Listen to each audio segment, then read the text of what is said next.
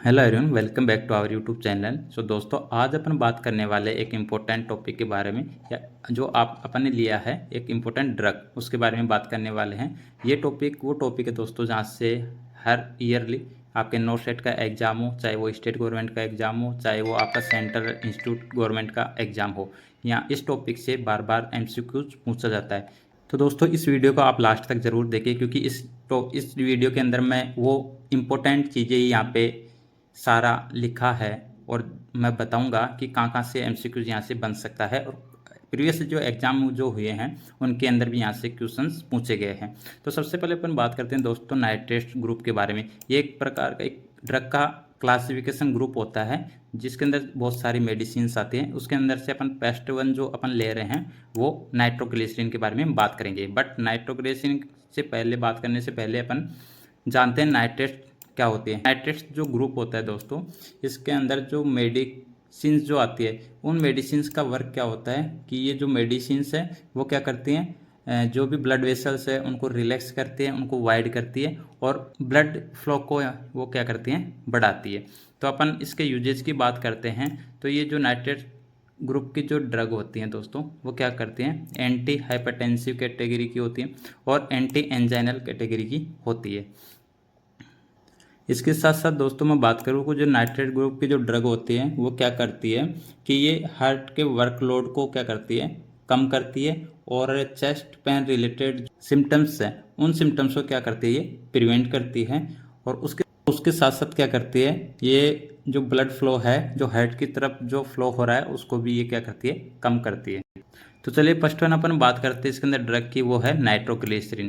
जी हाँ दोस्तों, ये इंपॉर्टेंट मेडिसिन है जहाँ पर अपन बात करने वाले। तो मोड ऑफ एक्शन की बात करते हैं। ये जो ड्रग है वो क्या करती है कि जो स्मूथ मसल्स होती है दोस्तों, वहाँ से ये क्या करती है, GMP जो एंजाइम होता है उस एंजाइम के लेवल को क्या करती है, बढ़ाती है। और ये जो एंजाइम होता है दोस्तों, ये क्या करता है, स्मूथ मसल्स को क्या करता है, ये रिलैक्स करता है, और रिलैक्स करके वहाँ पे क्या करता है, वे जो डायलेशन का काम वहाँ पे करता है।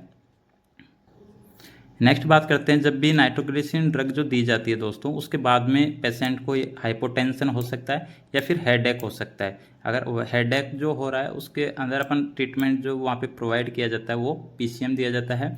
ये नर्सिंग रोल इम्पोर्टेंट है कि उस पेशेंट के अंदर क्या चेक करते रहना चाहिए, हाइपोटेंसिव कंडीशन या हेडेक जो हो रहा है उसको असेस करते रहना चाहिए।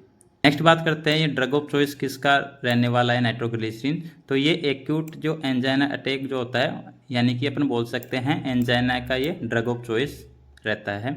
इसका रूट की बात करते हैं तो नाइट्रोग्लिसरीन जो है दोस्तों सबलिंगुअली वहाँ पे दिया जाता है।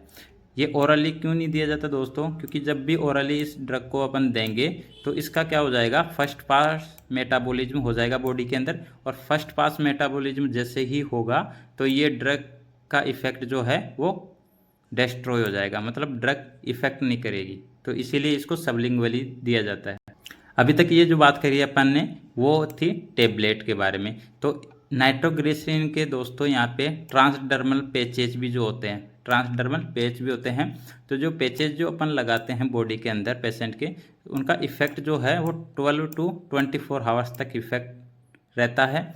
जो भी जो पैचेज हैं दोस्तों वो लगाए जाते हैं नॉन हेयरी एरिया के अंदर या लेस हेयर एरिया के अंदर, वहाँ पे लगाए जाते हैं। ये दोस्तों ये डायरेक्टली जो है ये नोट सेट के अंदर क्वेश्चन पूछा गया है प्रीवियस। नेक्स्ट बात करते हैं, जब भी नाइट्रोग्लिसरीन पेशेंट को दिया जाता है तो हमेशा अपन को क्या करना है, BP को मॉनिटर करते रहना है, क्योंकि उस कंडीशन में उसको क्या हो जाता है, हाइपोटेंशन हो जाता है। और जब भी पेशेंट को दोस्तों नाइट्रोग्लिसरीन अपन दे रहे हैं तो उससे पहले उस पेशेंट को क्या किया जाता है, वाटर दिया जाता है।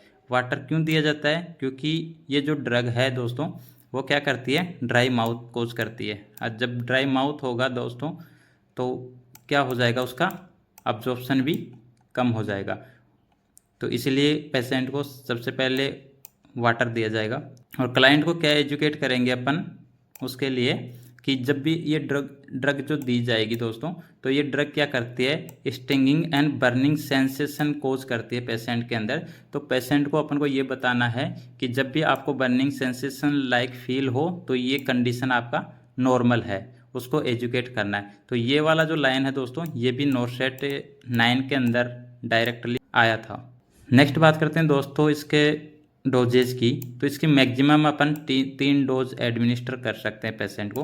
अपन ने देखिए पहला डोज दिया, उसके बाद में 5 मिनट तक वेट करते हैं। अगर पेशेंट का चेस्ट पेन रिलीव हो जाता है तो सही है, नहीं तो फिर अपन दोबारा से क्या देंगे, इसको सेकंड डोज देंगे।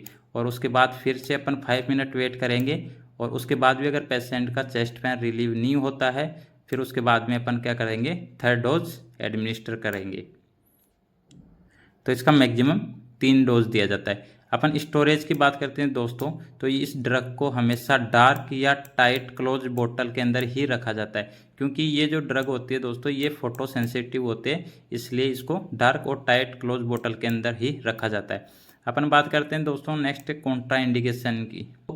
नाइट्रोग्लिसरीन जो ड्रग है दोस्तों उसको कभी भी आप सिल्डेनाफिल या फिर टेनाफिल के साथ अपन कभी भी नहीं देते, क्योंकि जो नाइट्रोग्लिसरीन है वो ऑलरेडी हाइपोटेंशन कराती है, और ये जो ड्रग हैं वो भी हाइपोटेंशन कराती है पेशेंट के अंदर, इसको इसके साथ एडमिनिस्टर नहीं करते। दोस्तों ऐसे ही वीडियो पाने के लिए हमारे यूट्यूब चैनल को आपने अभी तक सब्सक्राइब नहीं किया तो सब्सक्राइब जरूर करें, थैंक यू। और आपको ऐसे ही PDF पाने के लिए हमें कमेंट में आप PDF लिख सकते हैं, आपको ये PDF शेयर कर दी जाएगी, थैंक यू।